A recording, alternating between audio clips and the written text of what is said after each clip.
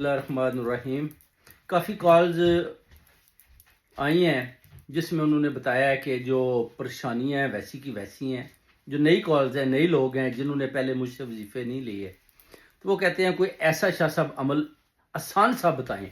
جو ہم پڑھتے رہیں اور پڑھنے کے بعد شفا ہو، اور اس کے بعد فرشتوں کی مدد سے ہی ہماری مدد کریں اور اللہ تعالیٰ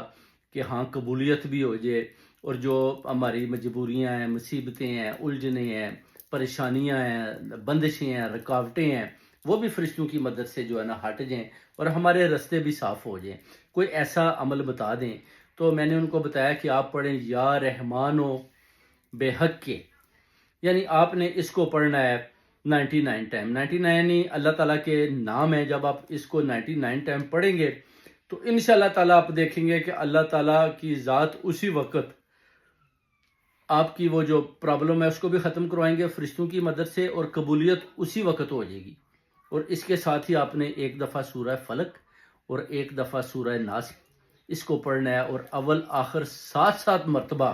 درود پاک شریف پڑھنا ہے. پھر آپ نے دیکھنا ہے کہ کیسے جناب اس کو پڑھنے کے بعد جو آپ خود دیکھیں گے کہ یہ جو 40 دن کا چلا بتاؤں گا میں، 11 دن آپ نے عمل کرنا ہے. 4 منتھ میں یہ ختم ہوگا. کوئی بھی منتھ میں 11 دن آپ چوز کر لیں، آپ نے ایسے ہی پڑھنا ہے. اور جب آپ یہ عمل شروع کریں گے بڑے باوضو طریقے کے ساتھ، منہ قبلہ شریف کی طرف، اور پاکیزگی کے ساتھ، یکسویت کے ساتھ ٹوٹ کر پڑھنا ہے آپ نے، اور سجدے میں اللہ تعالیٰ کے آگے گڑ گڑا کر آپ نے مانگنا ہے کہ ہماری جناب ان مصیبتوں سے جان چھوٹ جائے اور ہمیں بھی کچھ ترقی کے راستے پر آپ آگے جائیں اور ترقی کریں، اور اللہ تعالیٰ کی طرف سے برکتیں نازل ہوں آپ کے گھر پر اور نور کی بارش ہو. اور جب آپ یہ پڑھیں گے اور یہ ہدیہ جب آپ اہل بیت کے نظر کریں گے تو 13 فرشتے اسی وقت بھاگتے ہوئے آئیں گے اور آپ کا یہ ہدیہ لے کر جو آپ یہ ذکر کر رہے ہیں اللہ تعالیٰ کے حضور میں حاضر ہو جائیں گے، اور 7واں آسمان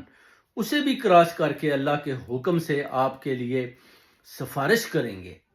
کہ اس بندی کو جو مصیبت ہے، جو اس کی جان نہیں چھوڑ رہی، جو پریشانی ہے جس سے یہ نکل نہیں پا رہی، جو الجھن ہے جو اس کے ساتھ رہتی ہے، جو بندش ہے جو کسی نے لگائی ہوئی ہے،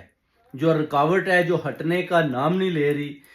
اسی وقت انشاءاللہ حکم ہوگا اللہ تعالیٰ کے حضور سے اور فرشتے پر مار کر آپ کے رستے صاف کر دیں گے. اور اس کے بعد آپ دیکھیں گے کہ آپ کی منزلیں آپ کے سامنے ہوگی اور آسان ہو جائیں گی.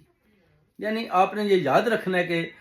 جیسے ہی آپ کا کام ہوتا ہے تو پھر کیا ہوتا ہے کہ لوگ بھول جاتے ہیں کہ جناب ٹھیک ہے وظیفہ مل گیا، ہمارا تو کام ہو گیا، اب تو ہمیں ضرورت ہی نہیں ہے. تو بیسیکلی ہوتا ہے کہ جب وظیفہ مل